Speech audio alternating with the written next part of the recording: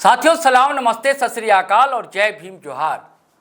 साथियों आजकल आम धर्रा चल पड़ा है राजनीति में, सियासत में, पॉलिटिक्स में। वो ये है कि अगर कोई भूखा है तो उससे भूख की बात ना करो, बात करो कि ये कविता कितनी अच्छी है, देखो इस बाग में फूल कितने प्यारे लग रहे हैं, इसकी खुशबू कितनी अच्छी है। अगर बात की जाए आदिवासी समाज की तो बात ये ना करो कि उसके लिए सरकार क्या कर रही है, ये बात ज़रूर करो कि सरना झंडा गिर गया क्या।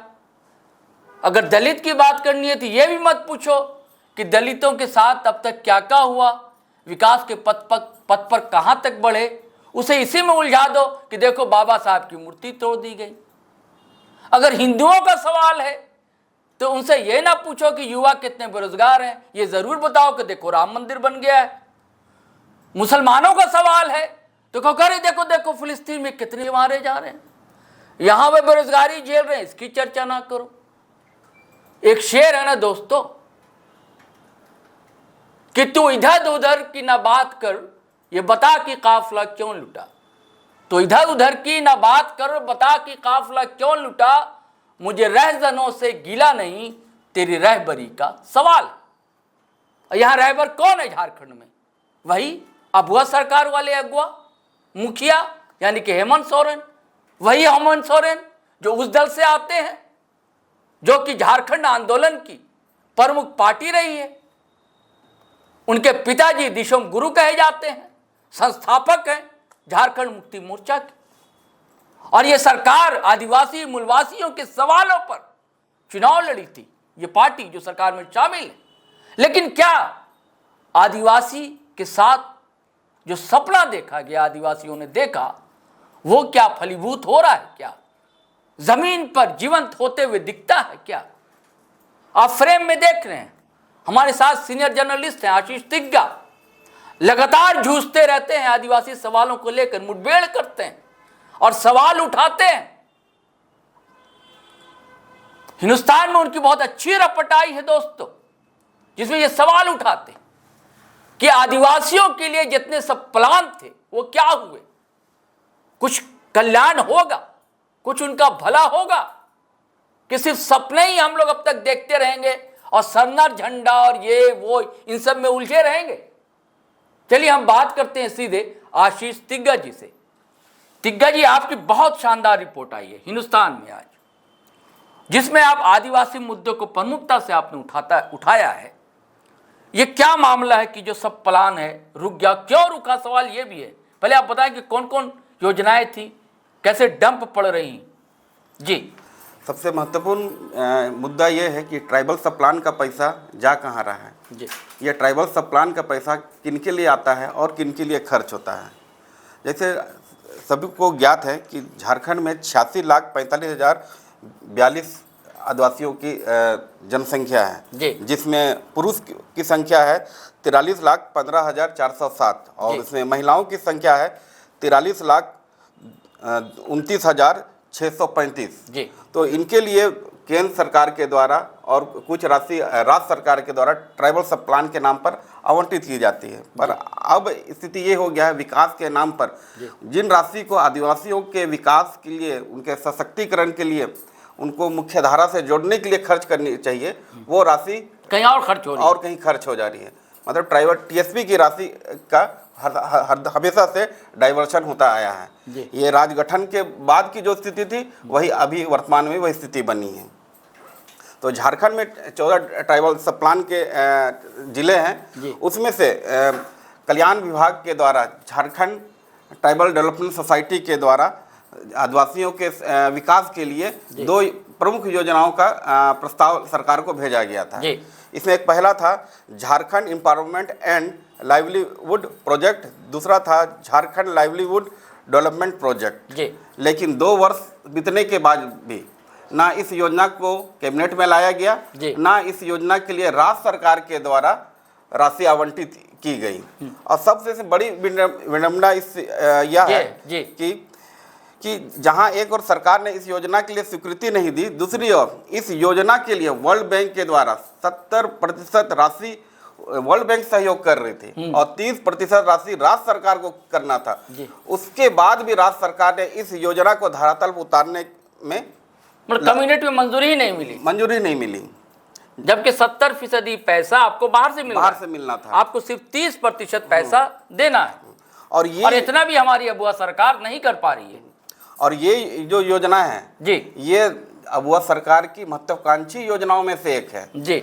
जिस उद्देश्य से राज्य का गठन हुआ, जिस उद्देश्य से ये अबुआ सरकार आई, और जिस उद्देश्य से झारखंड की राजनीति ठंड और गर्म होते रहती है, पर उस उद्देश्य का क्रियान्वयन जब करने की बात आती है तो सारी बातें खोखली साबित होती है। जैसे रिपोर्ट के गवर्नमेंट की रिपोर्ट है कि योजना को 2024 से लंबित पड़ा हुआ है, जिस योजना को अब तक चालू हो जाना चाहिए। ये 5 साल के लिए ये योजना बनाई गई थी, जिसमें 1882 करोड़ रुपया का प्रस्ताव भेजा गया था जी। पर लेकिन राज्य सरकार ना अपनी हिस्सेदारी इसमें 30% आवंटित करने के लिए योगदान दे पा रही है, ना जो बाहर से जो पैसा आ रहा है, ना उस बाहर से आने वाले पैसा को भी आदिवासियों के विकास के लिए खर्च नहीं कर पा रही है। जबकि दूसरी ओर परिस्थिति ये है कि इस आदिवासियों के विकास के लिए जो महत्वाकांक्षी योजना बनाई जा रही है, उसके लिए एक झारखंड ट्राइबल डेवलपमेंट सोसाइटी बनाया गया है, जो कल्याण विभाग के अंतर्गत है। और इसको लेकर जितने 24 जिला है वहाँ JTDS के कार्यालय स्थापित किया गया, और सारे 24 जिला, विशेषकर ट्राइबल सब प्लान जिलों में जहाँ 14 जिले हैं जहाँ ये योजना चलाई जानी है, उनके नियंत्रण संचालन के लिए एक IAS स्तर के पदाधिकारी की भी तैनाती की गई।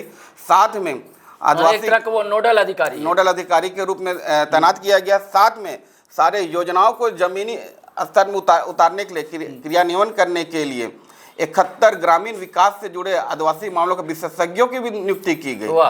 पर लेकिन राशि कैबिनेट से स्वीकृत नहीं होना और योजना बना के भेजे जाने के बाद भी और वर्ल्ड बैंक से सहयोग का आश्वासन मिलने के बाद भी आज तक इतने वर्षों के बाद ये योजनाएं धरातल पर नहीं उतर पाई। इसका प्रभाव ये पड़ रहा है, नुकसान क्या हो रहा है इसका आशीष भाई? इसका प्रभाव ये पड़ रहा है कि ये जो योजनाएं बनी थी, एक थी कृषि बागवानी विकास के लिए जो अनुसूचित जनजातियों के क्षेत्र में काम करना था, दूसरा प्रिमिटिव है उनके लिए भी, पशुधन स्वरोजगार के लिए काम करना था, स्किल डेवलपमेंट से कई योजना इस योजना के अंतर्गत थी। और इसको धरातल उतारने से पहले इसके जो रिपोर्ट हुआ था, समीक्षा हुई थी, उसमें आदिवासी के जनजीवन स्तर में सुधार आ रहा था। जो पलायन का जो आंकड़े थे वो इस योजना पहले जो योजना चली है, पर इस योजना के दोबारा इंप्लीमेंट नहीं होने से जो पहले जो आंकड़े थे कि पलायन बढ़ता विस्थापन हो रहा था, वो आंकड़े में इस योजनाओं के कारण कमी आई थी। पर लेकिन 2 साल से ये बंद है और इसका प्रभाव ये पड़ रहा है। जैसे हम लोग बात करते हैं JTLEP के क्रियान्वयन नहीं होने से TSP जिला के 47 प्रखंड के 2004 आदिवासी गांव के करीब 2 लाख आदिवासी प्रभावित हो रहे हैं। साथ में 10,000 अति पिछड़े आदिम जनजाति समूह हैं, प्रिमिटिव ट्राइब, वो प्रभावित हो रहे हैं। इसके अलावा TLDP बोल के जो प्रोजेक्ट है, वो भी TSP जिलों के 32 प्रखंड के 779 गांव में के 2,11,000 परिवार और में इसको चालू करना था और इसको लाभ को मिलता, और इसके कारण 10,000 अति जो प्रिमिटिव ट्राइब है वो सीधे प्रभावित हो रहे हैं, आदिम जनजाति सीधे प्रभावित हो रहे हैं।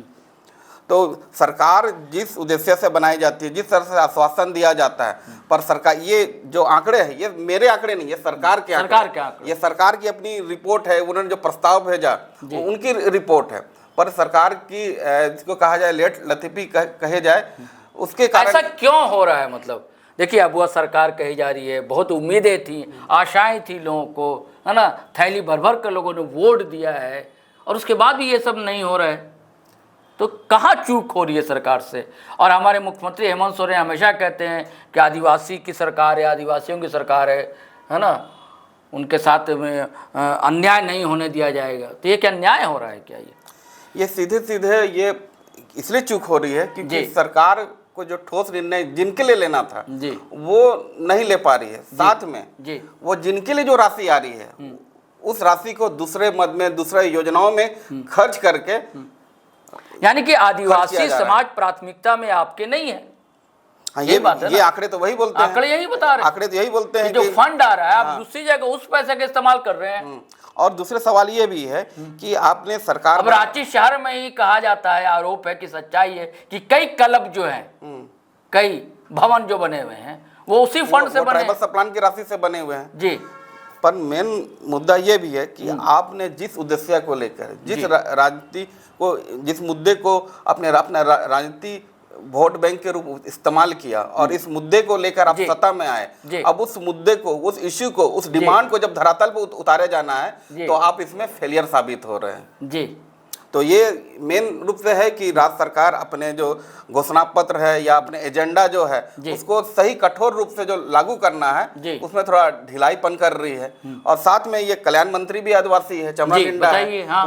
उनको सारा बात बड़ा एक्टिव रहते हैं, इधर एक्टिव रहते हैं, वो बाकी मुद्दों में एक्टिव रहते हैं, बाकी योजनाओं में रहते हैं। पर जो महत्वाकांक्षी योजना है उसमें लेट लतीफी की जा रही है। आपसे इधर उनसे बात हुई है, कैसा क्यों हो रहा है? नहीं, उनसे हम संपर्क उनको कोशिश किए थे पर उनसे बात नहीं हो पाई। अच्छा। और साथ हमको नहीं लगता है कि वो इन विषयों आंकड़ों पर जवाब देने को तैयार है जी। कोई तर्क नहीं होगा उनके पास। हाँ, मेन उनके पास तर्क नहीं है। सभी को ये जानकारी उपलब्ध है कि ये प्रस्ताव भेजा गया है, इनसे कितने लाख परिवार प्रभावित होंगे, कितने अति पिछड़े आदिम समूह प्रभावित होंगे, वो सारे जानकारी है जी।